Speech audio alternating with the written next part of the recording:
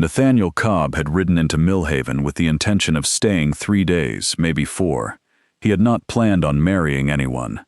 The letter in his coat pocket said otherwise.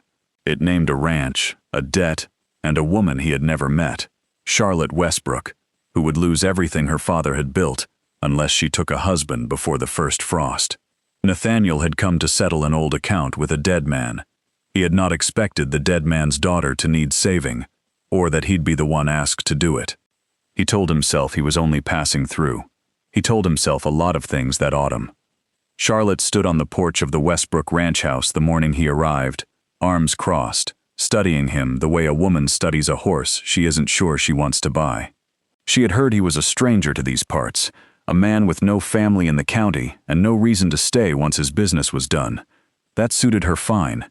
She didn't want a husband who'd expect anything real from her. She wanted a name on a paper and a witness at the courthouse, nothing more. "You're the one Reverend Hale wrote about," she said. It wasn't a question. "I am. You understand this isn't a courtship." "I understand it's arrangement," he said. "I'm not looking to complicate your life, ma'am. Just help where I can, and be gone when the debt's settled." She nodded, satisfied, and did not ask why a stranger would agree to marry a woman he'd never met, in exchange for nothing but room and board through the winter. She had her reasons for not asking. Mostly, she was afraid of what kind of answer a man like that might give. What she didn't know, what he had no intention of telling her, was that the debt named in that letter wasn't owed to him. It was owed by him, to her father, and the man had died before Nathaniel ever had the chance to make it right. The wedding took place on a gray Thursday behind the church, with only the Reverend and Charlotte's Aunt Frances as witnesses. There were no flowers. Charlotte wore her mother's shawl instead of a proper dress, and Nathaniel wore the only clean shirt he owned. Neither of them smiled for more than the ceremony required. "Do you, Nathaniel Cobb, take this woman?" "I do." "And do you, Charlotte Westbrook, take this man?" She hesitated. Just a breath. Long enough that Frances glanced at her sideways, and Nathaniel felt something tighten in his chest that he didn't have a name for yet. "I do," Charlotte said. It was done. Two strangers, bound by law, walking back to a ranch house that belonged to neither of them in any way that felt true. The first weeks were quiet, in the particular way that quiet gets loud. They ate supper across from each other and spoke of cattle prices, of the leaking roof over the north stable, of nothing that mattered. Charlotte kept to her side of the house. Nathaniel kept to his. At night, she would hear him moving around long after the lamps should have been out, pacing like a man working through something he couldn't put down. She didn't ask what troubled him. She had learned, from her father, that men carried things they weren't ready to set on the table, and that pushing only made them carry it further away. But she noticed things. The way his jaw set whenever someone in town mentioned her father's name. The way he flinched, just slightly, the day she mentioned finding old letters in her father's desk that she hadn't yet had the courage to read. The way he offered, too quickly, to burn them for her instead. "I can read my own father's letters, Nathaniel." "Didn't say you couldn't." "You said it like you didn't want me to." He didn't answer that. He went out to check the fence line instead, though the fence line didn't need checking, and Charlotte stood in the kitchen a long while after he'd gone, turning that silence over in her hands like a coin she couldn't place the value of. It was Frances who said, one evening over coffee, that a man doesn't offer to burn a stranger's letters unless he already knows what's written in them. Charlotte laughed it off. But she didn't sleep well that night, and the next morning she found herself watching Nathaniel work the corral fence with an attention she hadn't allowed herself before.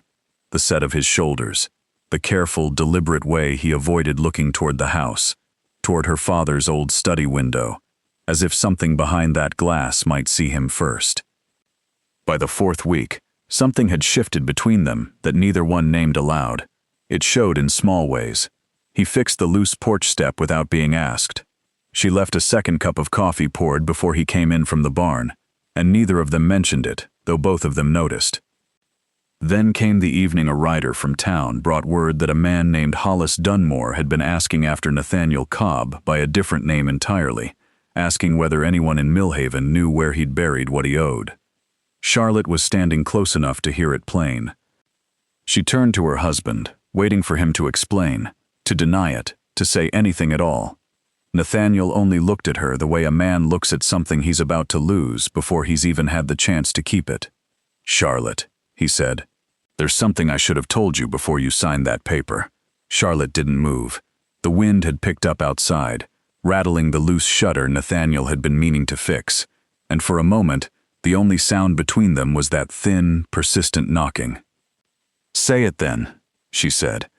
Nathaniel set down the harness strap he'd been holding since supper, the leather forgotten in his hands. He'd rehearsed this a dozen times in his head over the past month, in the dark, in the saddle, in the long minutes before sleep took him. None of the versions he'd practiced sounded right now that the moment had actually come. "Your father and I did business together, before you were of an age to know much about it." He kept his eyes on the harness, not her. "Cattle contract, out of Abilene. I was young and foolish, and I took money from a man I shouldn't have trusted to cover a debt of my own, money that was meant to go toward your father's herd. He covered the difference out of his own pocket, so the ranch hands still got paid that winter. Never told a soul, never asked me to pay it back to his face. Just wrote it down." "Wrote it down where?" "In a ledger, and in a letter addressed to me, that never reached me until after he'd already passed. Reverend Hale had been holding it, waiting on my father's estate to settle so he'd know where to send it." Nathaniel finally looked up. "That's the letter that brought me here, Charlotte. Not some errand of goodwill, a debt. Your father forgave it in writing, but I never got the chance to make it right with him while he was living. And when I read that you stood to lose the ranch same winter I arrived, it didn't sit easy leaving it be." Charlotte's arms had come uncrossed somewhere in the telling. "So you married me to pay off a debt to a dead man. I married you because it was the only decent thing I could think to do with what I owed him, and because—" He stopped. "Because what?" He didn't answer right away, and in the not answering, Charlotte understood that whatever came next mattered more to him than anything he'd said so far, which was exactly why he couldn't say it. "Because it stopped being about the debt somewhere along the way," he said finally. "I won't pretend it hadn't." The words sat heavy in the room. Charlotte turned toward the window instead of him, watching the dark shape of the barn against the last gray light. "You should have told me before the wedding. I know it. You let me stand up in that church not knowing the only reason you were in this county was because you owed my father money. I know that too, and I've got no defense for it, except that I was afraid if I told you plain, you'd have found some other way through the winter, and I'd never have gotten the chance to." Again he stopped himself, jaw working. "To what, Nathaniel?" "To know you," he said. Simple as that. She didn't answer him that night. She went to her room and shut the door. Not hard, not a slam, just a quiet, final click that told him more than shouting would have. Nathaniel sat alone at the kitchen table until the lamp burned low, turning his hat over in his hands, wondering if he'd just cost himself the one thing in that house he hadn't realized he wanted until it was nearly gone. The days that followed were careful ones. Charlotte spoke to him only of ranch matters, the price of feed, a sick calf in the east pasture, whether the well needed clearing before the ground froze hard. She was polite. She was distant. It was, Nathaniel thought, worse than if she'd shouted at him outright. Frances noticed the change and said nothing for a while, which was not her usual way. But one afternoon, hanging wash on the line, she spoke plainly to her niece. "Your father wasn't a man who forgave debts easy, Charlotte. If he wrote that boy's debt off in ink, he saw something in him worth the loss. That's not the point, Aunt Frances." "Isn't it?" Frances pinned a shirt to the line, unhurried. "You're not angry he owed money. You're angry he didn't trust you enough to say so plain. Those are different wounds, girl, and only one of them's about him." Charlotte didn't answer, but she carried those words with her longer than she let on. It was Hollis Dunmore who forced the matter further, riding out to the Westbrook Ranch himself on a cold, bright morning, claiming Nathaniel still owed money on an old matter entirely separate from Charlotte's father, a debt Nathaniel had never fully explained even to her, tangled up in the same reckless years that had put him in her father's debt to begin with. "Your husband's got more history than he's told you, I'd wager," Dunmore said to Charlotte, not troubling to lower his voice, clearly hoping to unsettle her. "Man like that doesn't stay anywhere long once the truth catches up." Charlotte said nothing to Dunmore. But that night, for the first time since the letter had come to light, she was the one who came looking for Nathaniel, finding him out by the corral fence in the cold, breath fogging in the dark. "Is there more you haven't told me?" "There's more to me than one bad season in Abilene, if that's your question. But I've not lied to you since that night, Charlotte, not once. And before that night? Before that night I was a coward," he said plainly.